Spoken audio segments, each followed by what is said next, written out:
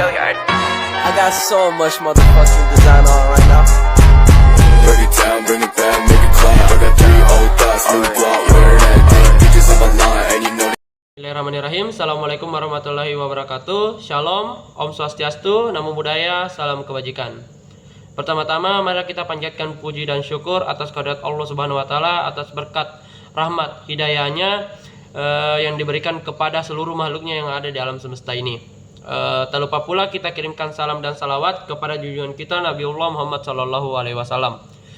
Beliau merupakan patron sekaligus pemimpin yang membawa kita dari alam kegelapan menuju alam yang terang benderang. Baik, pada kesempatan kali ini saya akan membawakan materi tentang ekopol pemerintahan. Di sini saya mengambil contoh ekopol yang ada di Indonesia, yaitu dampak subsidi BBM terhadap stabilitas ekonomi yang ada di Indonesia itu sendiri.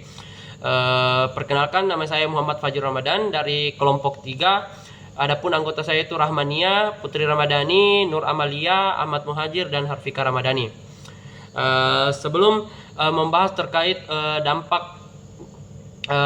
dampak subsidi BBM terhadap stabilitas ekonomi yang ada di Indonesia itu sendiri, ada beberapa hal yang melatar belakangi sehingga terjadi beberapa dampak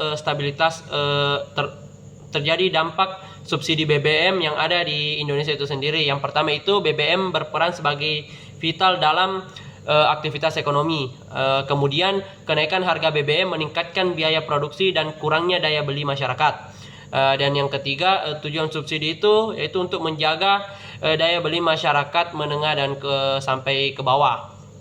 Adapun rumusan masalah ataupun yang akan kita bahas kali ini, yaitu yang pertama, bagaimana subsidi BBM itu mempengaruhi stabilitas masyarakat ataupun stabilitas ekonomi. Yang kedua, dampak positif dan dampak negatif terkait subsidi BBM itu sendiri. Dan yang ketiga itu alternatif kebijakan untuk mengurangi ketergantungan terhadap subsidi BBM.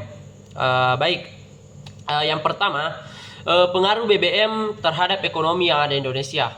Ada beberapa aspek yang mempengaruhi. Yang pertama itu subsidi BBM yang tidak tepat sasaran dan memboroskan anggaran. Kemudian pembatasan subsidi berdampak pada lemahnya daya beli masyarakat, kemudian kenaikan inflasi dan penurunan kesejahteraan kelas menengah ke bawah. Selanjutnya, dampak positif dan dampak negatif terkait subsidi BBM yang ada di Indonesia. Yang pertama, dampak positifnya yaitu meningkatkan akses layanan dasar. Yang kedua, mendorong pertumbuhan ekonomi dan lapangan kerja. Yang ketiga, mengurangi ketimpangan ekonomi. Yang keempat, stabilitas harga komodasi dasar. Dan yang kelima, yaitu mendorong inovasi dan pengembangan. Sedangkan dampak negatif terhadap subsidi BBM itu, yang pertama, beban fiskal besar, defisit dan anggaran meningkat. Dan yang kedua, ketidaktepatan sasaran penerima subsidi. Yang ketiga, menghambat efisiensi dan inovasi. Yang ketiga, mendorong overkonsumsi dan degradasi lingkungan. Dan yang kelima, sulit dihapus secara politis.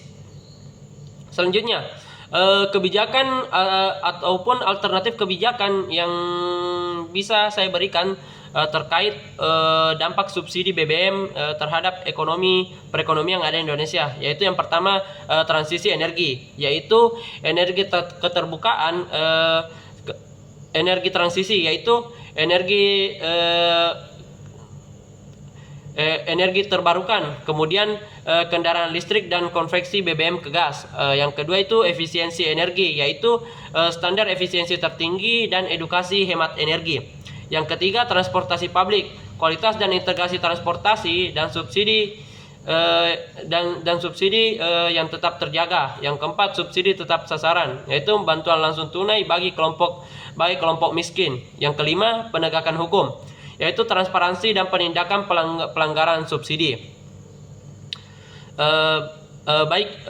Selanjutnya untuk kesimpulan, yang pertama, kebijakan subsidi BBM memiliki manfaat sosial tetapi juga menimbulkan masalah ekonomi dan lingkungan. Kemudian kesimpulan selanjutnya yaitu kebijakan subsidi BBM memiliki manfaat sosial tetapi juga menimbulkan masalah ekonomi dan lingkungan.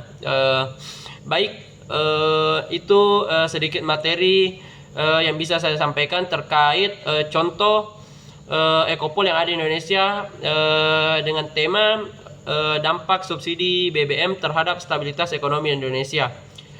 Terima kasih atas segala waktunya.